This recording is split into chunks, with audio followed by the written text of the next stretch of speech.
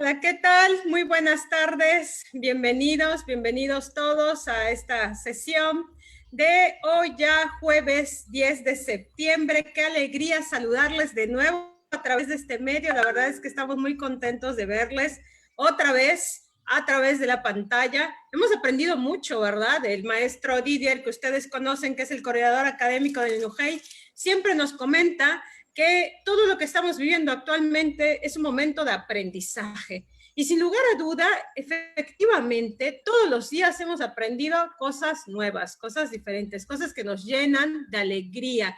Y yo debo confesar que estoy sumamente feliz, agradecida, porque he tenido la oportunidad de platicar con grandes personas que han sido parte de este proceso de formación gerontológica desde los inicios de estudiante. Y justo hoy estoy muy emocionada y muy feliz que nos acompañe la doctora Graciela Zarevsky, quien ha sido, bueno, una motivación, sin lugar a duda, en todos los procesos, en lo particular como gerontóloga. La he seguido desde el año 2004, cuando iniciamos todo este proceso gerontológico. Entonces, imagínense ustedes cuánta alegría y cuánta emoción tengo de parte de una servidora en este momento para compartir esta pantalla con esta persona que ahorita les voy a platicar un poquito más al respecto. Septiembre es el mes justamente de la conciencia en torno a las demencias. Les invito a que se registren en las diversas actividades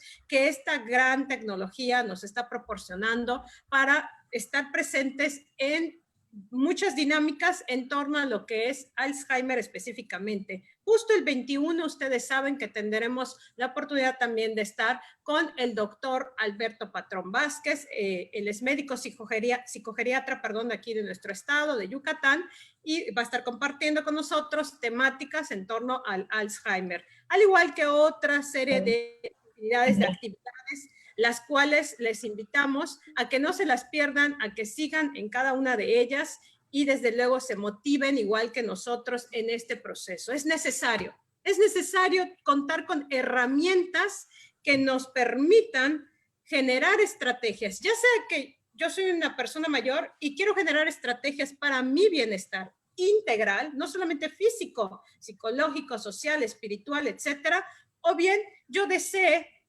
como profesional que me dedico al área, generar nuevas intervenciones justo para promover y difundir esta cultura del envejecimiento. Sin más, vamos a darle paso y bienvenida, desde luego, a la querida doctora Graciela Zarevsky. Ustedes quizás ya la conocen, quizás no, yo se las presento, estoy segura que sí la conocen, tiene unos libros hermosos, dejé mi libro por otro lado, pero yo tengo un libro que me encanta, de ella tiene muchos libros, pero el que a mí me gusta es el de Hacia un buen envejecer, además un gran amigo me lo proporcionó.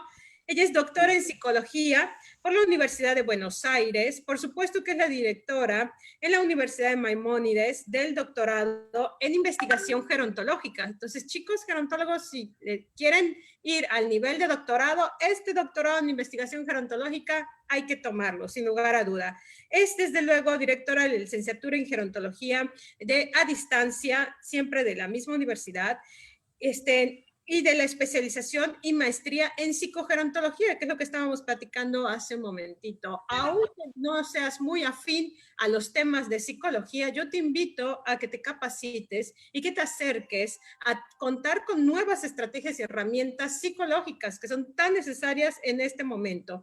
Y, por supuesto, es vicedecana de la Facultad de Humanidades, Ciencias Sociales y Empresariales. Es un honor, doctora, y un deleite tenerla esta tarde, aprender de usted. Bienvenida. Bueno, buenas tardes a todas y todos. Es un gusto también para mí estar con gente, muchos conocidos y conocidas, y también conocer gente nueva. Así que realmente voy a intentar compartir con ustedes los desarrollos que fui haciendo en mi carrera profesional aplicados a la situación de pandemia. Es decir, poder interrogarnos y poder relevar datos acerca de cómo estamos pasando las personas mayores esta situación adversa, y desde el enfoque de la resiliencia. Así que voy a compartir con ustedes la pantalla, espero tener suerte en hacerlo bien. Aquí estamos. ¿Apareció? Así es. Bien, ahora entonces vamos a comenzar. Bien, este es el título, todo se ve bien, ¿no es cierto? Correcto, sí. Podemos comenzar. Bueno, entonces mi idea es compartir esto, la resiliencia en las personas mayores durante la pandemia. Es decir, hablábamos recién del Alzheimer, vamos comprobando, a pesar de que hace décadas se lo pensaba distinto, vamos comprobando que no es el destino inevitable de las personas mayores terminar con deterioro cognitivo ni terminar deprimidas.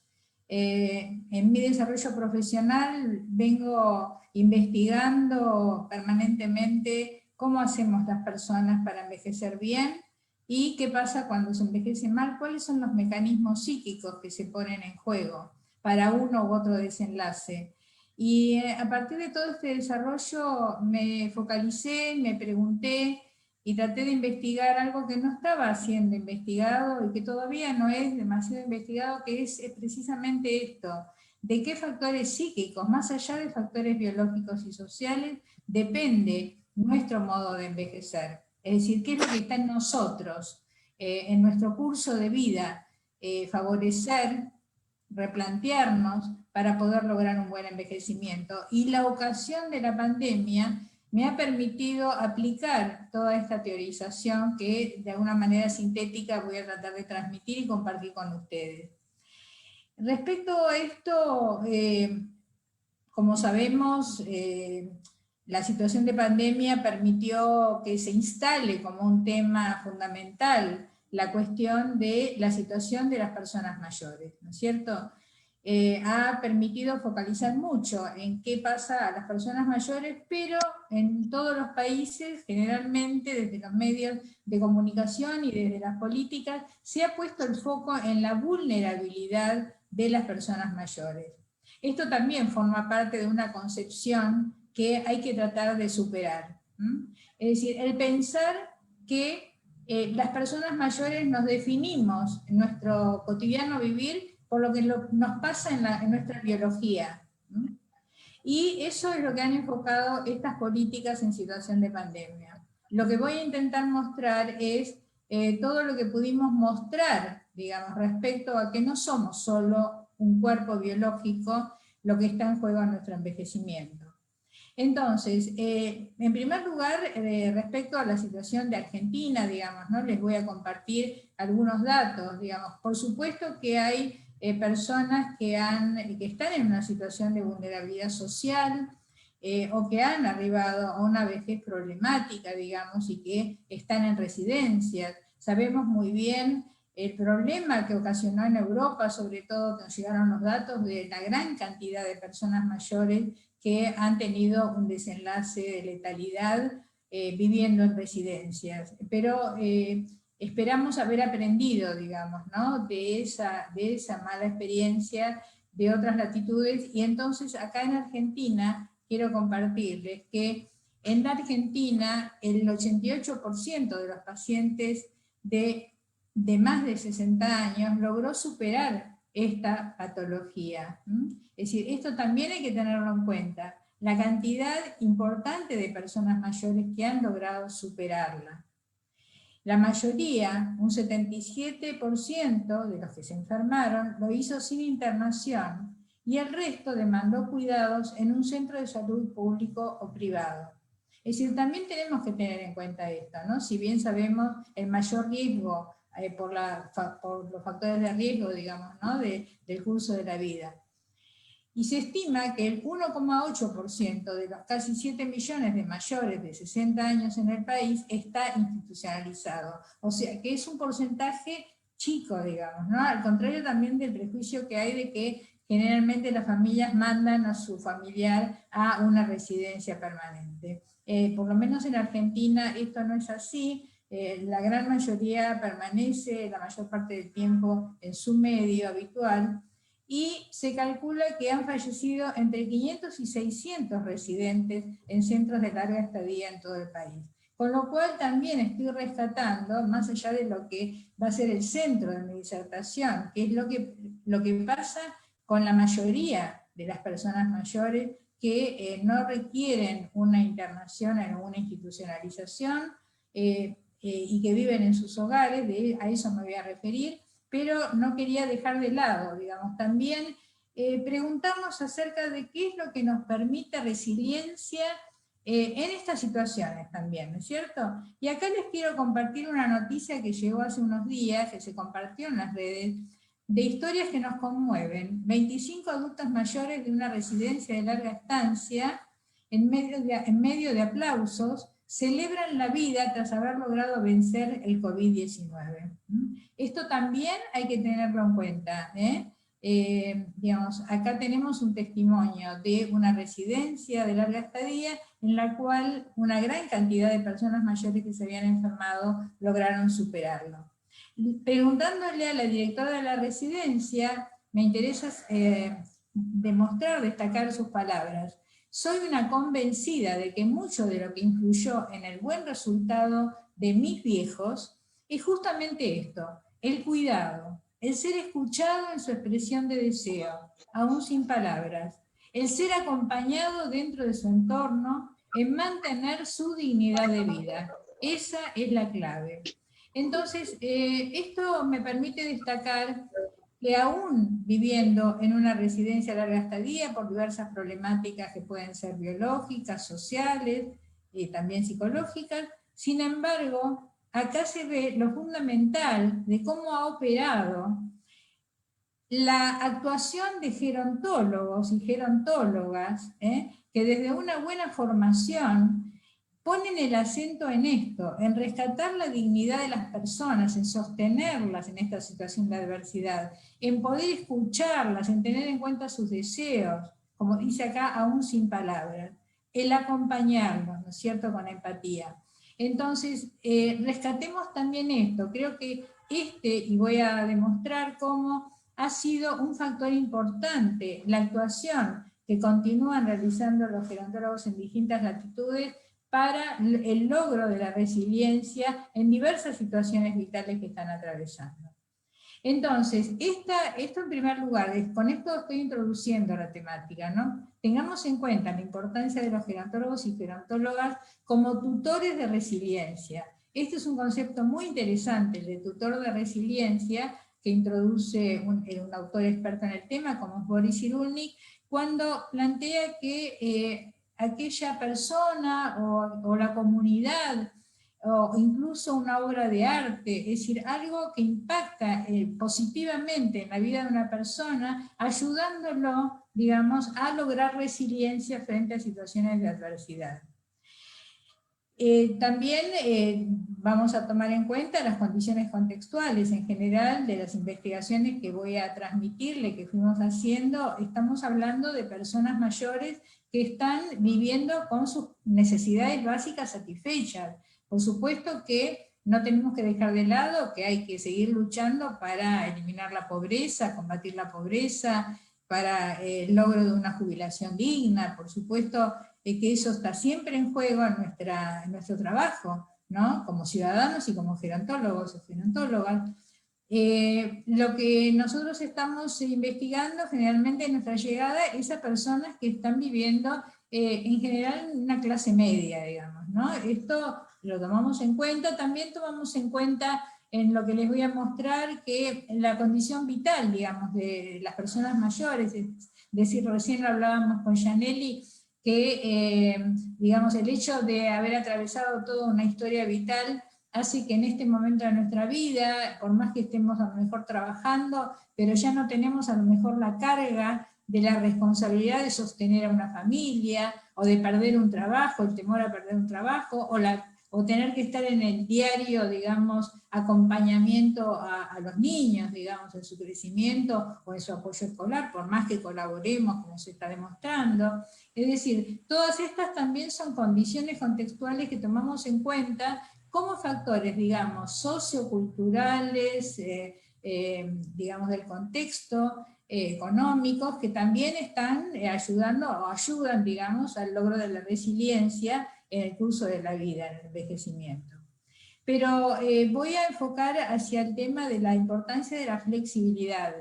Y para generar personas flexibles, deben ser flexibles los programas y los profesionales, la importancia entonces de la capacitación. En lo que veíamos recién respecto a la residencia, donde han logrado sostener con vida y sanos a los residentes, se destaca la actuación de profesionales que capacitados y además con la flexibilidad que han demostrado para poder ser creativos y desarrollar múltiples formas de mantener a las personas mayores lo más conectadas posibles en sus afectos sobre todo. Y lo que se ha puesto en juego, como sabemos, en distintas latitudes, sé que en México también ha sucedido esto, han aparecido muchísimos prejuicios, pero esto lo tenemos que tomar como una buena oportunidad en la cual por lo menos en Argentina hubo muchísima actuación en los medios de gerontólogas, de las mismas personas mayores, oponiéndose a medidas restrictivas, digamos, que limitan la dignidad de la persona mayor, no confiando en su posibilidad de decisión respecto al autocuidado, digamos, ¿no? Y por lo tanto, lo que vamos comprobando, como lo plantea el paradigma del curso de la vida actualmente vigente en la gerontología, estamos comprobando que hay vejeces, digamos, ¿no? Que no podemos definir a una persona mayor como una persona esencialmente vulnerable, simplificándolo y reduciéndolo a lo biológico. Desde una, ¿sí? Desde una mirada compleja, vamos a ir viendo cómo, y eso es lo que voy a ir desarrollando hacia el final, cómo esta integración, este entretejido de lo biopsicosocial nos permite a las personas mayores sostener nuestra fortaleza luchando por sostener nuestra vida. Entonces, lo que voy a compartir con ustedes se basa también en una investigación que hicimos desde la red de la REDIP, que es la Red Interdisciplinaria de Psicogerontología, que funciona en Latinoamérica, y una investigación que hicimos en 8 países de Latinoamérica, que incluye México, Argentina, Chile, Uruguay, Puerto Rico, Brasil, Ecuador y Venezuela. De los resultados, digamos, ¿no? Que confirman lo que otras investigaciones también vienen mostrando, que en general las personas mayores están pudiendo enfrentar, digamos, afrontar esta situación adversa con resiliencia, mayormente, en su mayoría. Les adelanto que va a haber una presentación de los resultados preliminares de esta investigación el próximo martes a las 17 horas de México, 19 horas de Argentina, Chile y demás. Así que bueno, en las redes pueden ver, digamos, tanto en el blog de psicogerontología como en mi Facebook, digamos, podrán ver cómo acceder a esta presentación. Pero entonces, como aporte teórico y como eje, digamos, de lo que voy a sostener, he ido desarrollando esto que denomino la teoría de la identidad flexible como factor protector en el curso de la vida. Esto es, digamos, es la culminación, este enfoque teórico de todo lo que fui investigando y desarrollando teóricamente en mi carrera profesional, a partir de algo que después les voy a mostrar, digamos, de cómo fui tomando los aportes de distintas teorías gerontológicas, pero aportando, digamos, algo que generalmente no es tomado en cuenta, y es lo que les voy a plantear ahora. Y lo que me permite entonces poner el eje en la identidad flexible como factor protector, y todos los factores protectores que voy a plantearles que son indicadores de contar con una identidad flexible. Para lo cual también hemos ido desarrollando una serie de herramientas, tanto cualitativas como cuantitativas, que nos permiten detectar a tiempo en qué medida la persona cuenta con una identidad flexible y factores protectores, para poder determinarlos con precisión, a ver cuáles son los puntos en los cuales deberíamos trabajar con esas personas para flexibilizarla. Quiero adelantarles que hay un prejuicio muy instalado que dice que las personas mayores son personas rígidas, que a medida que pasa el tiempo se van rigidificando cada vez más, rigidizando cada vez más. Y realmente pasa lo contrario. El planteo es que el curso de la vida nos va flexibilizando a la mayoría de las personas. Y justamente son aquellas que no han logrado o que no hemos logrado ayudarles a flexibilizarse desde cierta estructura de origen que no han podido modificar, son precisamente aquellas que arriban a un envejecimiento con malestar. Entonces, ¿qué es lo que se intenta aportar desde este enfoque, digamos? ¿En dónde ponemos el acento, ¿no? ¿Qué es lo que nos permite ver como eje, digamos, de lo que va pasando en el curso de la vida? En primer lugar, entonces, partir de una manera como hacerles pensar, digamos, ¿no? ¿Qué es lo que tienen en común el envejecimiento, el proceso de envejecimiento y lo que nos plantea la pandemia, la cuarentena, el confinamiento a la que nos somete la pandemia? ¿Cuáles son los puntos, digamos, que podemos decir que tienen en común? Y esto nos va a guiar hacia el tema de por qué resiliencia, ¿no? Y entonces acá la idea es que, en primer lugar, la puesta de límites. Los límites, las limitaciones se han puesto en evidencia. La pandemia es una ocasión en la cual realmente estamos frente a límites. No podemos seguir haciendo o siendo todo lo que hacíamos antes, ¿no es cierto? Esto está clarísimo para toda edad. Nos ha modificado totalmente nuestra cotidianeidad, en mayor o menor grado, en distintas latitudes. Y el proceso de envejecimiento, justamente, lo que va poniendo en evidencia, nos va poniendo en evidencia, es que existen las limitaciones, que no vamos a poder hacer todo siempre, digamos, ¿no? Lo que hacíamos cuando éramos jóvenes. Esta puesta de límites, si no lo pudimos incorporar desde chicos, digamos, ¿no? De que somos seres con limitaciones, si no lo pudimos incorporar, el envejecimiento se va a ocupar justamente de ponerlos en evidencia y de tener que tenerlos en cuenta. Y el otro punto, entonces, a partir de eso, es el reinventarse. La pandemia nos ha implicado que tenemos que reinventarnos, ¿no? A toda edad, que tenemos que buscar la manera de de llevar adelante nuestras cosas, nuestra vida, nuestros vínculos de otra manera. Y eso es lo que nos fue planteando a través de esa puesta en evidencia de los límites que el envejecimiento nos fue planteando, la necesidad de ir reinventándonos. Entonces, esto es un punto en común, digamos, ¿no? De por qué, si fuimos logrando resiliencia durante el envejecimiento, estamos demostrando resiliencia frente a la situación de pandemia, porque hemos aprendido, o sea, tenemos esta ventaja, podríamos decir, sobre los jóvenes. Esto ya lo sabemos, ya lo fuimos viviendo, ya lo fuimos experimentando a lo largo del curso de nuestra vida. Es una situación de adversidad nueva, pero una situación de adversidad más. Entonces, hay tres lemas, ¿no?, que destaco que fuimos aprendiendo en nuestra vida, en el curso de nuestro envejecimiento. Digamos, tres lemas a tener en cuenta, ¿no? En primer lugar, el equilibrio, el logro del equilibrio entre el todo o nada. Las personas rígidas se caracterizan por vivir al todo o nada. Si no tengo todo, entonces caigo en la nada. Si no tengo todo lo que tenía o lo que fui, entonces no sirve de nada y caigo en la nostalgia. Por el contrario, la flexibilidad que fuimos adquiriendo a lo largo de la vida, que nos hizo la vida tener que flexibilizarnos, nos fue enseñando que no se podrá ser o tener todo siempre. Esto es una enseñanza de la vida. No vamos a poder ser o tener todo siempre. Esta es una de las partes de la sabiduría del envejecimiento. Y esto implica algo tan sencillo como aprender a ser humildes, en el sentido de lo contrario a la soberbia. Esta es una condición fundamental para lograr un buen envejecimiento. Esta humildad que nos da el saber que no podemos ser o tener todo siempre.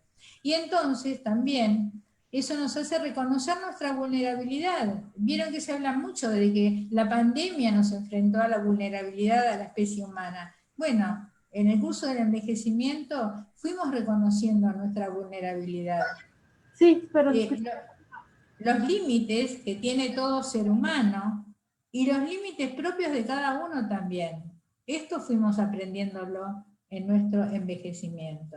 Y entonces, si fuimos aprendiendo esto, incluyendo los límites propios de cada uno y reconociéndolos, el segundo lema, el segundo equilibrio que fuimos logrando es entre los deseos y los límites. Es decir, aprender a modular nuestro ego. No, ni mucho ego, ni poco ego. Es decir, cuando digo ego me estoy refiriendo a un concepto que es el tema del narcisismo, que todos tenemos, pero que tenemos que aprender a modularlo. Digamos. En eso radica la humildad, digamos, ¿no? De saber que no somos todo, ni tenemos todo, ni lo vamos a tener todo siempre. Implica entonces que, digamos, tener en cuenta los límites, ¿no? O sea, reconocerlos y respetar las limitaciones, no avasallar los límites, porque eso nos va a llevar a chocar, digamos, contra nuestras posibilidades y de ahí muchos desenlaces patológicos en la vejez, pero sin embargo en equilibrio con los deseos, no digamos, desechar nuestros deseos, seguir manteniéndolos pujantes, seguir conectados con nuestros deseos. Eso es lo que nos permite sostener la vida y transformarnos y ver la manera de seguir a pesar de las limitaciones y a través de las limitaciones. Eso implica todo un replanteo de nuestro ego. Y en tercer lugar, el logro del equilibrio entre el autocentramiento, es decir, todo lo que vamos a ver ahora que implica el conocernos a lo largo de nuestra vida, conectarnos con nuestros deseos, con el sentido que le queremos dar, el sentido propio a nuestra vida, eso implica tener un logro de un autocentramiento, pero en equilibrio con el descentramiento, que implica la apertura a los otros, que también se puso en juego en las personas mayores en la situación de pandemia. Entonces, estos 3 puntos de equilibrio creo que fuimos logrando a lo largo del curso de envejecimiento, que fueron logrando las personas mayores, que no pasa por tener una formación educativa muy avanzada, digamos, esto pasa por otro lado, pasa más bien por poder poner en juego factores protectores que se desprenden, digamos, ¿no? De ser personas flexibles. Entonces, ¿cómo se puso en juego estos factores protectores que dan cuenta de una identidad flexible en el curso de nuestra vida, que son los que les decía, deberíamos ser capaces de ir detectando en qué medida las personas, a través de la escucha, de cómo participan las personas en los grupos, o en el conocimiento que tenemos de ellos, de las personas que nos rodean, cómo se manifiestan frente a estos distintos factores protectores, detectar cuáles son los puntos de riesgo, y para eso podemos también utilizar estas herramientas que les decía de detección, con el fin de poder intervenir, es decir, no es un destino carecer de estos factores protectores inevitable, sino que justamente nos dan la puntita por donde ingresar para poder ayudarlo a intervenir desde lo que la persona realmente, de cómo está armando su curso de vida. Entonces, en primer lugar, ay, perdón, me fui, perdón, no sé qué pasó, toqué algo, ahora vuelvo, un momentito. Bueno, ahí volvemos. ¿Se ve ahora? ¿Bien? Sí, doctora. Bueno, perfecto. En primer lugar, entonces, la disposición a los cambios, o sea, el tener una identidad flexible, no sé qué pasa, que falla algo acá. El contar con una identidad flexible, la primera característica que se desprende como factor protector es estar dispuesto a los cambios. Y eso lo hemos ido comprobando. Recién hablábamos con Janelle y cómo las personas con las que trabajan ahí en la institución, las personas mayores han aceptado, por ejemplo, aprender las nuevas tecnologías para poder seguir conectados. Tenemos testimonios de cómo dentro del confinamiento del hogar hemos aprendido a hacer cosas que antes no hacíamos, nos hemos conectado con nuevos recursos, digamos, ¿no? Que nos permiten estar abiertos a cambios, ¿sí? Esto es algo que se puso en juego. En segundo lugar, como factor protector, y se van relacionando unos con otros, la autoindagación, reflexión y espera. Esta cuestión de la espera, que me costaba bastante mostrar la importancia que tiene, digamos, ¿a qué me refería con esto en el curso de la vida? En la situación de pandemia está clarísimo. Si algo encontramos como coincidente en nuestras investigaciones, es que las personas manifiestan que hay que tener paciencia, ¿no? Y que saben tener paciencia las personas mayores. ¿Y por qué aprendieron a tener paciencia, digamos, en el curso de envejecimiento? Esta posibilidad de espera y de actitud reflexiva, que también vemos en nuestras investigaciones, y que implica entonces la autoindagación, el preguntarse, digamos, ¿no? Por ejemplo, cuando lo vemos como un tema importantísimo para poder sostener la autonomía en el envejecimiento, tema que es el que más preocupa, ¿no es cierto? Y para poder sostener la autonomía, esta condición es fundamental, poder plantear a que el otro no haga conmigo lo que el otro quiera. Esto tanto con los familiares como con los gerontólogos mismos, que a veces, la mayor parte de las veces, adolecen de bajar programas verticales, digamos, en forma vertical, imponiendo, digamos, a las personas mayores lo que se supone que les debe interesar hacer con su tiempo libre. Bueno, las personas mayores están en condiciones de decir, momentito, esperen, tanto a los familiares como a los mismos gerontólogos, estoy en condiciones de preguntarme qué es lo que a mí me interesa hacer con mi tiempo libre, con mi vida, dónde quiero vivir, y entonces esto implica el haber desarrollado durante el envejecimiento esta posibilidad de autointegrarse para poder renovar con autenticidad el sentido que le quiero dar a mi vida, y por eso entonces una actitud de poder reflexionar. Esto ha ayudado en la situación de pandemia enormemente a las personas mayores, y es algo que a muchos jóvenes, la mayoría de los jóvenes, no están tan habituados, digamos, no tienen un desarrollo como tienen las personas mayores. Y en tercer lugar, y relacionado con eso, el autocuestionamiento. El autocuestionamiento implica, y en relación a la humildad que les decía, ¿no? De que poder cuestionarse esta actitud que tienen las personas rígidas de yo soy así y no voy a cambiar, ¿no? El poder cuestionarse, por ejemplo, la participación en grupos y en talleres que tanto gerontólogos como gerontólogas plantean y encaran con las personas mayores, son ocasiones en las cuales las personas mayores se enfrentan a cómo resuelven la vida los otros, los compañeros del grupo.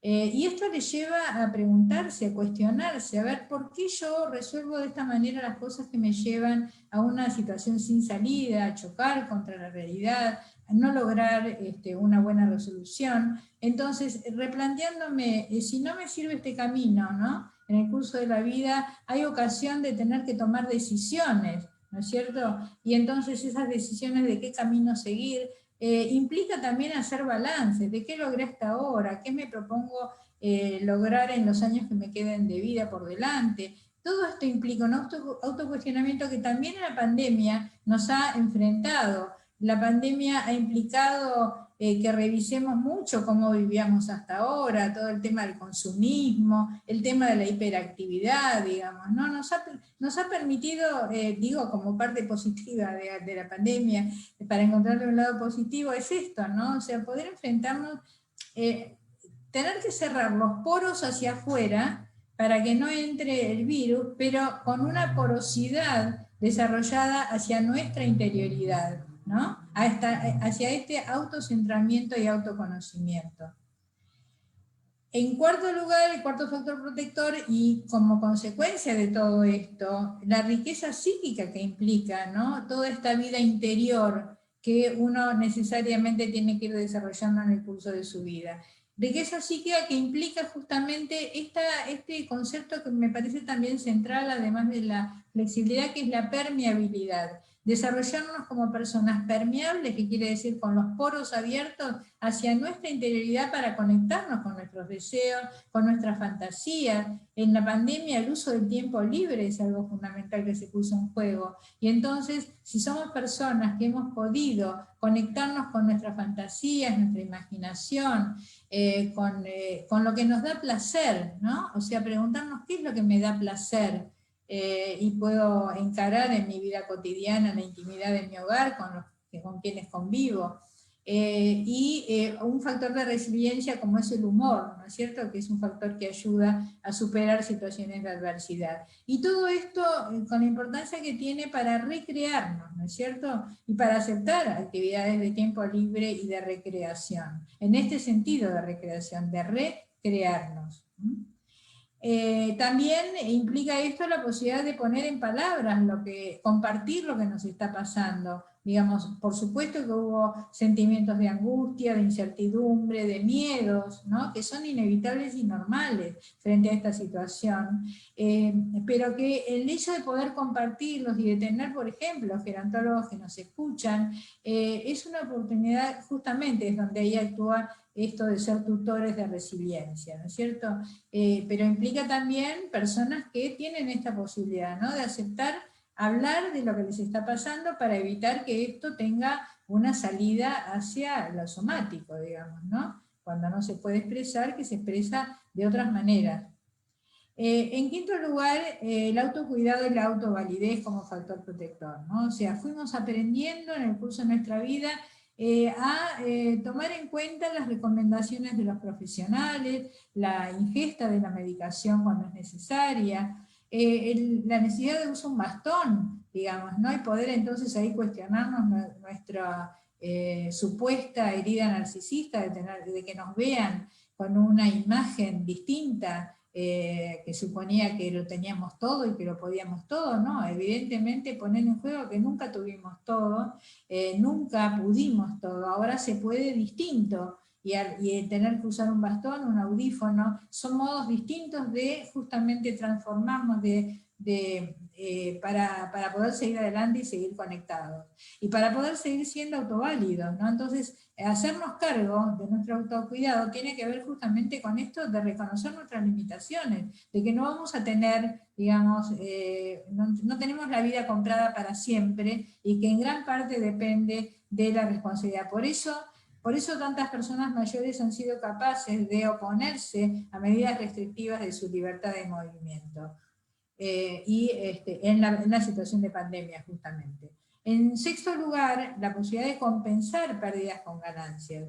Es decir, hemos aprendido a través de pérdidas que hemos tenido en el curso de nuestra vida, a que más allá del dolor que implica una pérdida, el haber justamente podido compensarlo, el estar abierto, como vamos a ver ahora, a nuevas adquisiciones que compensan de alguna manera esas pérdidas.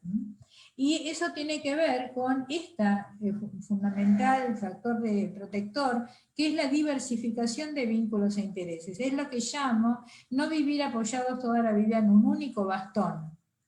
O sea, en un único bastón que le da el único sentido a nuestra vida. Esto tiene que ver con el mal desenlace que tienen, el factor de riesgo que implica en muchas personas que vivieron toda su vida apoyados, digamos, dándole sentido único a su vida. Los hombres, por ejemplo, en el trabajo, o sea, como único sentido, no se diversificaron con nuevos vínculos o dándole importancia a otros vínculos y a otros intereses, y entonces ahí vienen todas las jubiladopatías cuando se jubilan, o la mujer que solo se puso su energía en ser ama de casa o madre o esposa, y entonces como único bastón, cuando lo pierden o cuando se alejan los hijos porque se independizan, ahí se derrumba su identidad.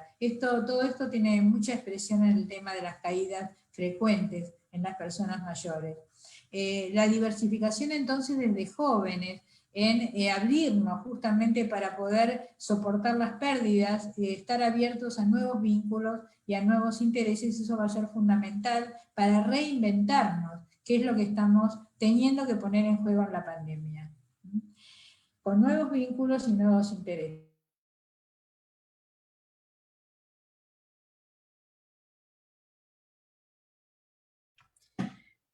Bien, definitivamente todo lo que la doctora nos está platicando en este momento parece que por algún error habrá apretado un botón diferente y se salió de la sala, pero ahora la localizamos. Maestro Didier, queremos platicar con usted, que nos pueda comentar de todos estos factores que nos platicaba la doctora Zarevsky en lo que ella se vuelve a conectar. Me parece interesante rescatar este punto que usted siempre nos ha platicado, que es la compensación de pérdidas con ganancias. Por supuesto, digo, qué mejor que esté aquí la doctora, pero mientras vamos solucionando esas partes técnicas, algo muy importante que está de manera intrínseca y que justamente está en letras pequeñas, por decir algo, es el aprendizaje que vemos a través de las pérdidas. Justamente aquí me parece algo que quería comentar con la doctora, algo muy importante y muy necesario, es este proceso de darle sentido a tu misma historia de vida a través de la experiencia de los aprendizajes significativos que en este momento les podemos llamar pérdidas. Esto es transformar una pérdida en ganancia, aprender de la experiencia significativa que se está brindando ahí, que se está dando y que se está formando. Que me parece muy interesante estos factores protectores y que en la práctica personal aquí en el estado de Yucatán, justamente en Ninujey, usamos estos factores protectores, creo yo, no con estos nombres, pero sí los vamos abordando con el conjunto de tanatología y logoterapia que nos parece de suma importancia. Bueno, doctora gracias Didier, gracias Didier por dar lugar a este espacio de reflexión en lo que estamos trabajando, porque se me cortó la conexión y se me apagó la computadora, así que bueno, por suerte logré reconectarme. No sé si tengo habilitado compartir pantalla para continuar. Se supone que sí, doctoras. De todas maneras, en el no, botón verde... me figura que está inhabilitada, por eso. Oh, bien, ahora ya se ya está. Ya está, doctora. A ver, bien, por supuesto. Continuamos entonces.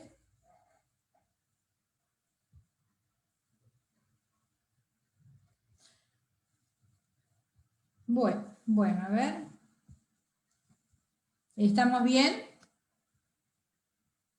¿Podemos continuar? Bueno, sí, muy bien. Entonces, justamente en relación a la diversificación de vínculos e intereses, la importancia de los vínculos intergeneracionales, ¿no? Recién escuchaba que Didier planteaba que todas estas cuestiones las vienen trabajando. Eso reafirma. Así es, doctora, me parece muy interesante cómo, por ejemplo, aquí en el Inujey vamos abordando justamente a través de las dos áreas que manejo en este caso, de tanatología y logoterapia, no con estos nombres, pero sí vislumbro justamente el concepto que se está manejando. Claro, esto reafirma, digamos, de que tiene que ver con la realidad, digamos, lo que estoy planteando, pero lo que yo fui haciendo fue detectando estas cuestiones y dándole un marco teórico, digamos, ¿no? Para entender de qué estamos hablando cuando hacemos estas cosas y cuál es el efecto que producen y por qué se vinculan unos con otros. Es decir, un intento de sistematización teórica de lo que venimos trabajando. Así que me alegra que lo estén llevando adelante. Entonces, los vínculos intergeneracionales, sabemos todos muy bien la importancia que tienen en el curso de la vida, por eso se promueven tantas acciones intergeneracionales para poder superar la brecha intergeneracional y poder lograr este enriquecimiento mutuo entre los jóvenes y los mayores de lo que pueden intercambiar mutuamente. Y en la pandemia han dado muestras de haber conservado sobre todo este interés de las personas mayores por saber de la vida, de cómo están llevando a la vida y la pandemia sus hijos, sus nietos, poder colaborar en lo que sea, y también ocupándose de realizar este descentramiento, de poder colaborar con lo que sea. Hubo muchas manifestaciones de gente mayor cosiendo, digamos, barbijos, tapabocas para el personal de salud, digamos, ¿no? Es decir, esto se ha puesto en juego y se ha comprobado la importancia que tiene como factor protector, y el curso mismo de la elaboración gradual del envejecimiento, el curso de la vida, que cuando se da una elaboración en forma gradual es un buen indicador de que la persona está elaborando bien, está tramitando bien su envejecimiento, porque gradualmente lo va haciendo, va incorporando estos medios de apoyo que va necesitando, y sobre todo va cuestionando sus prejuicios, digamos, ¿no? Y eso es lo que permitió que con tanta claridad tantas personas mayores se hayan podido parar frente, digamos, frente a muchos prejuicios que han aparecido a través de diversos medios y desde las políticas. Y por último, como 10º factor protector, la posición anticipada respecto a la finitud. Esta posibilidad de que la vida nos va enfrentando al saber de la muerte como posibilidad que nos acompaña en realidad toda la vida, pero que ustedes saben muy bien que los que más problemas tienen con este tema son los jóvenes, incluso gerontólogos jóvenes. Tú, Didier, que estás en temas de tanatología, en México está muy trabajado el tema, pero no así, por ejemplo, en Argentina, que hay mucho rechazo a poder incorporar esta idea de la finitud, que es el gran límite, digamos, ¿no?, que nos pone la vida. Y entonces, el haber tenido determinados duelos, el saber, digamos, de la propia finitud, digamos, el saber que la muerte está ahí como posibilidad, pero sin embargo han manifestado y siguen manifestándose como luchadores por la vida, que la muerte los sorprenda vivos, ¿no? Llegar vivos a la muerte. Entonces esto también es lo que vemos que se ha puesto en juego en esta situación de pandemia, y todos estos factores protectores como los que se despliegan, digamos, ¿no?, como posibilidad de sostener la vida frente a esta situación.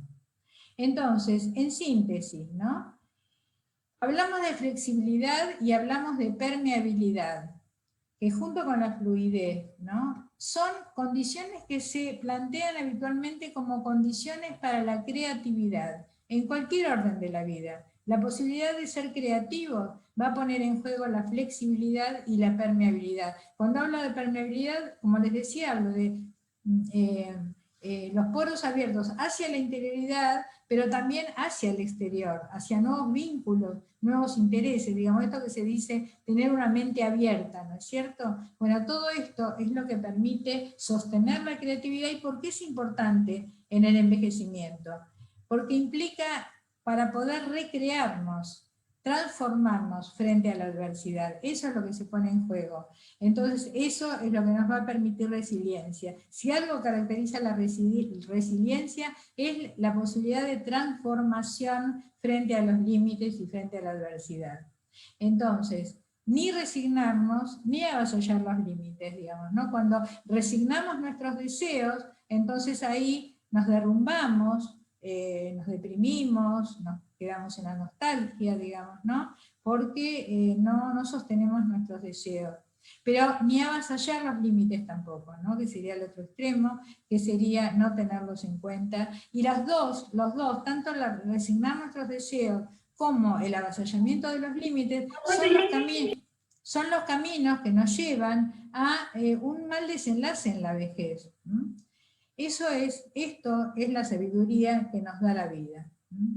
Entonces, ahora en esta síntesis, ¿no?, y sabiendo que hay muchos profesionales que están acá, y para poder aclarar un poco más a qué me refiero con esta teoría de la identidad flexible, y para que no se piense que es solo un enfoque psicogerontológico lo que estoy planteando, ¿no?, sino que realmente es la flexibilidad que se debe poner en juego desde lo biopsicosocial. Entonces, compartir con ustedes esto que implica la identidad flexible compuesta por la permeabilidad por un lado, la fluidez, el tener una vida fluida y la trama compleja que implica sostener una trama compleja que son todos estos factores protectores, que nos implica como seres humanos complejos, esto da lugar a la recursividad biopsicosocial, es decir, tener en cuenta que lo psicológico es recursivo con lo biológico y con lo social, es decir, todo actúa entretejidamente, digamos, ¿no? Uno actúa sobre el otro y lo va construyendo. Entonces, por eso, a partir de tener una identidad flexible, donde tomamos en cuenta los límites propios, como ser el autocuestionamiento, como hablamos, los factores que mencionamos, la conexión con los deseos, la apertura al cambio, la posibilidad de anticipar y la posibilidad reflexiva, todo esto va a estar vinculado con que desde el área social y desde lo social, el curso de la vida nos enfrenta a los límites sociovinculares, es decir, estamos hablando de la jubilación, que se va a poner en juego, el tema de ciertos cambios o pérdidas, cambios de roles o pérdidas de vínculos, digamos, ¿no? Esto sería lo que nos va sucediendo a nivel social en el curso de nuestra vida, y entonces ahí se ponen en juego estos factores de la compensación, de pérdidas con ganancias, la diversificación de vínculos e intereses, la apertura a lo intergeneracional, y desde desde los límites biológicos, lo que se va a poner en juego, digamos, ¿no? Es estos factores como la adaptación gradual a los enlentecimientos que nos va poniendo en juego la vida, la disminución del rendimiento, el autocuidado que vamos a tener que ejercer y el enfrentamiento a la finitud de nuestra vida. Estos factores protectores que se van a poner en juego en estas diversas áreas biopsicosociales de nuestra vida, trabajan, digamos, recursivamente, es decir, integradamente, todo esto trabaja junto. Y voy a mencionar, para los que tienen formación gerontológica, ¿por qué decía que yo tomo en cuenta aportes de otras teorías gerontológicas? Porque cuando hablamos de apertura al cambio, se está aplicando esta teoría del Big Five, la apertura a la experiencia, que demuestra que esto permite resiliencia en la vejez. La reflexión tiene que ver con la teoría de Carstensen, por ejemplo, el reajuste de metas. La posibilidad de anticipación toma conceptos de Newgarten y de Ashley en el tema jubilatorio, de cómo vamos anticipando la jubilación. El autocuestionamiento, por ejemplo, implica el cuestionamiento de prejuicios, como nos vienen planteando ya desde Butler, desde el Legismo. Y en el tema de la intergeneracional, los aportes de Erickson respecto a la generatividad, la compensación de pérdidas con ganancias que nos venían planteando Valtes y Valtes. En el tema biogerontológico, el tema del autocuidado, que tantas recomendaciones, digamos, escuchamos permanentemente respecto al cuidado de nuestra alimentación, la sana nutrición, el hacer actividad física. Bueno, para todo esto, digamos, lo que les decía es que lo que aporto es que para poder llevar adelante lo que estas teorías plantean, se requiere contar con una identidad flexible. Ese es el aporte, digamos, ¿no? O sea que hay que contar con estos factores protectores que derivan de tener una identidad flexible, y en la medida que los gerontólogos lo tenemos incorporado, vamos a trabajar para flexibilizar a las personas. Pero para eso, y para ver que no parte todo de lo psicológico, también va a ser fundamental que desde los programas a nivel social haya programas y haya profesionales flexibles que apuntan, digamos, desde su flexibilidad a escuchar a las personas y a favorecer que cada uno pueda conectarse con lo que desea hacer con su vida. Y también desde la parte biológica, digamos, ¿no? Tiene que ser una ocasión, vemos muchos testimonios de personas que siendo rígidas toda su vida, tienen que llegar a tener 1, 2 o más infartos, por ejemplo, y caer, digamos, en un momento de real riesgo de vida, para poder hacer el autocuestionamiento, y ahí es importante la actuación de los profesionales, que les lleve a replantearse cómo están manejando su vida y qué cuestiones deberían flexibilizar. Entonces, esto es de alguna manera una síntesis de por qué planteo esta recursividad biopsicosocial. Y también en esto que hoy en día está claro de la plasticidad neuronal, que se puede sostener en el curso de la vida y en la vejez, esta plasticidad neuronal, lo que le agrego y lo que la interrelación a la plasticidad neuronal con la plasticidad emocional y corporal. Es decir, para poder tener un cuerpo flexible se requiere de un ser humano flexible. Y entonces este planteo que hago de que no solamente debemos investigar la reserva cognitiva, la reserva cerebral para un buen envejecimiento, porque de esa manera estaríamos reduciendo al ser humano a lo puramente cerebral orgánico o a lo puramente biológico, sino que además debemos bregar por la reserva cerebral y la reserva cognitiva, pero aunado con una reserva corporal que tiene que ver con prestarle atención a lo que mi organismo me va a los límites, digamos, a la buena nutrición, al cuidado, a mi autocuidado. En la reserva emocional de todo lo que venimos planteando, la reserva de vínculos, ¿no? La reserva vincular y la reserva espiritual, que va a ser fundamental para esta renovación del sentido de mi vida. En todo lo que planteé está subyacente, digamos, ¿no? La conexión con el nivel espiritual de toda persona, ¿no? Entonces, todo esto conjugado y en interrelación recursiva es lo que llamo la reserva humana, en realidad, que debemos ir generando desde jóvenes para nuestra vejez. Todo atravesado por la identidad flexible, o sea, plasticidad en relación con la identidad flexible que atraviesa todos estos aspectos de nuestra vida y que los gerontólogos tenemos que poder desarrollar. Entonces, finalmente, para poder, espero tener unos momentos como para poder tener un intercambio, las palabras desde lo espiritual, justamente Lao Tse cuando planteaba que lo blando y flexible sobrevivirá, y además en esta situación de pandemia, donde la especie humana está en juego, fíjense las palabras de un experto en las especies, ¿no? En el origen de las especies, Charles Darwin nos decía, no son los más fuertes de la especie los que sobreviven, ni los más inteligentes. Sobreviven los más flexibles y adaptables a los cambios. Este es el mensaje final que quiero compartir con ustedes. Doctora, sin lugar a duda, como comentaba el maestro Díaz hace un momentito, pareciera que hemos escuchado muchos conceptos que hemos identificado en varios alumnos de la comunidad Inujaya, hablando justo de personas mayores, ¿no? Pero tenemos diferentes alumnados. Pero el potenciar esta reserva humana es elemental en estos tiempos. Ahora, entonces, la pregunta estaría en cómo potenciar esta reserva humana. Y también les invitamos a los que están en la sala a que si desean generar alguna pregunta, nos las hagan saber a través del chat y por supuesto lo platicaremos si nos los permite la doctora con ella. Pero doctora, ¿cómo potenciamos esta reserva humana? O sea, yo soy una persona mayor. Ya conozco y entendí que tengo que tener este concepto flexible, que tengo que adaptarme, pero ¿cómo potencio mi reserva humana? ¿O ya está potenciada porque soy una persona mayor? No, digamos, no, no está potenciada por ser una persona mayor. Es algo en lo cual la vida nos va enfrentando a preguntarnos, a revisarlo, digamos, a lo largo de nuestra vida, y cuando no es así, por eso la importancia de estos emprendimientos que hacemos los gerontólogos para poder, perdón, estoy dejando de compartir la pantalla, ¿no? No, claro, por eso yo no podía verlos a todos. Ahora sí. Ahora estoy más cómoda para hablar.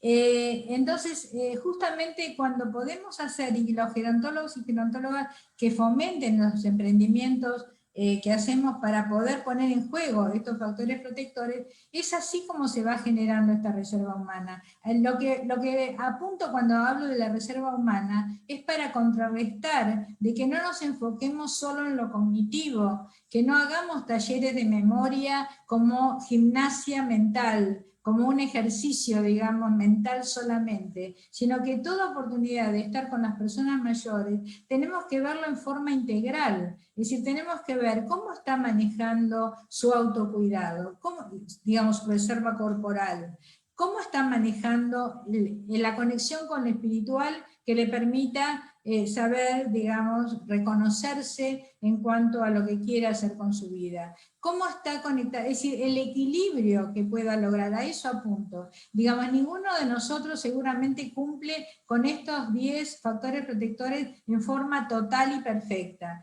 pero justamente de lo que se trata es como de una prueba de este decálogo, de ver qué nos está pasando, en qué en alguna cosa, digamos, tenemos menos desarrollo, menos capacidad de enfrentarnos a este punto. Entonces, la reserva humana tiene que ver con este equilibrio, digamos, ¿no? De que no vamos a lograr seguramente sostener la reserva cognitiva, perdón, me están viendo, ¿no? Bueno, Sí, sí, no vamos a lograr sostener una reserva cognitiva o un buen desempeño cognitivo si somos personas rígidas, si somos personas que no nos animamos a hablar de angustias que tenemos y las tenemos muy ocultas y no nos podemos conectar ni las podemos expresar, y eso va a interferir en nuestro desempeño cognitivo. Y la depresión en que algunos caen también va a interferir en esto, como sabemos. Entonces, todo esto trabaja conjuntamente. A eso apunta el planteo de reserva humana, a contrarrestar las simplificaciones o reduccionismos que son propios de paradigmas positivistas, de cómo se entiende el ser humano, de que no entienden y no toman la historia vital de la persona, la biografía particular, no se dedican al poder entender, digamos, por qué llegó como llegó, para poder entenderlo mejor y ver por dónde, digamos, ¿no? Ingresar en esa persona para poder ayudarlo mejor. Correcto, es interesante contemplar lo que le llamamos la funcionalidad cognitiva con la funcionalidad emocional, o sea, no dejar a un lado solo lo cognitivo, como usted menciona, sino también considerar estos aspectos de reserva que nos platicaban. Nos preguntan aquí en la sala, ¿la reserva humana se debe fomentar desde la infancia? Sí, por supuesto, digamos, esto es algo a construir, digamos, como seres humanos, digamos, ¿no? O sea, en esto tiene mucha importancia lo que planteo desde el principio, ¿no? De que en la crianza de los niños, ¿no? El que puedan, digamos, ir enfrentándose a, ya desde niños, a que no se puede todo, de que la mamá no va a estar siempre con el niño, digamos, para satisfacer todos sus deseos, de que la mamá también tiene otros intereses, como platicábamos al principio, ¿no es cierto? Todo esto da lugar a que el niño vaya incorporando los límites, las limitaciones. Es lo que en psicoanálisis llamamos atravesar la castración, digamos, de que no podemos todo, ni tener todo siempre. Bueno, justamente el incorporar este eje, digamos, ¿no? Que plantea modular nuestro narcisismo, ¿no es cierto? No poder pretender que alguien nos complete totalmente, y ese es un tema que por ahí no lo mencioné, pero se desprende de todo lo que dije. Como factor de riesgo fundamental, la dependencia, ser personas dependientes, ¿no?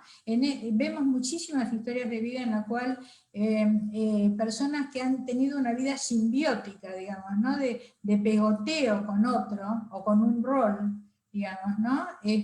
Han adherido, digamos, a esa persona, o a ese rol, o a esa imagen joven, como única definición de su identidad, lo que llaman una identidad unívoca, que solo se define por esa característica. Entonces, esa gran rigidez y ese estado de dependencia es el mayor factor de riesgo para el envejecimiento, fundamentalmente. Entonces, es eso lo que desde joven debemos ayudar, digamos, en la crianza y en la formación de los jóvenes, digamos, ¿no? En esta apertura, esta permeabilidad hacia nuevos, diversos intereses, diversos vínculos, digamos, ¿no? Porque en la medida que vamos armando diversas redes de apoyo desde jóvenes, cuando lleguemos a la vejez, no vamos a ser, digamos, personas tiranas de nuestros hijos, por ejemplo, de que tienen que resolvernos todo en la vida cotidiana, de que tienen que llevarnos a todos lados, digamos, ¿no? Como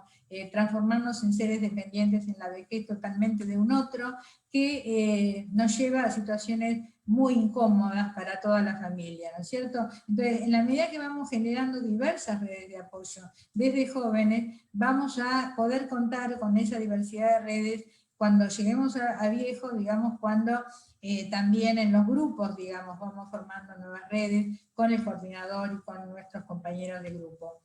Entonces todo eso nos va protegiendo para nuestra llegada a la vejez. También es importante desde joven poder hacer este trabajo anticipado de lo que implica llegar a viejo, ¿no es cierto? Para eso, digamos, amigarnos con la idea de que llegar a viejo no implica que se acabe la vida, ¿no? Sino realmente tomarlo como, con expectativas positivas de todo lo que se puede aquilatar, de que no es todo pérdida en la vejez, ¿no es cierto? Con todo esto tiene que ver.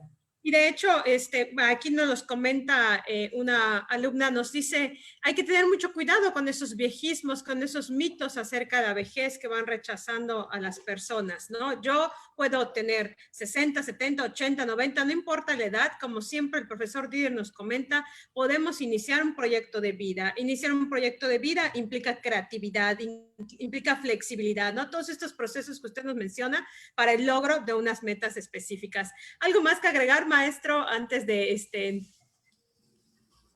A mí me encantaría resaltar dos puntos que me han parecido excelentes, que es este mismo apartado de autoindagación y el autocuestionamiento, que creo que es fundamental para todo individuo y sobre todo para un individuo que se está formando como persona mayor, justamente el hacer toma de conciencia y el incluso cuestionarse ciertas circunstancias que estén suscitándose en su vida, de si es lo normal o hay algo más allá, que creo que me parece fundamental y esencial, elemental, que creo que la frase me gustó bastante, no vivir apoyado en un único bastón, que creo que es lo que todo individuo tiene que fomentar, diversos sentidos de vida, que justamente le den un propósito, en dado caso que en el trayecto o en el camino, por alguna experiencia significativa, pierda uno de estos bastones. Y esto sigue siendo autoindagación y autocuestionamiento. Y esto es fundamental. A mí me encantó esos dos puntos que creo que son primordiales para todo ser.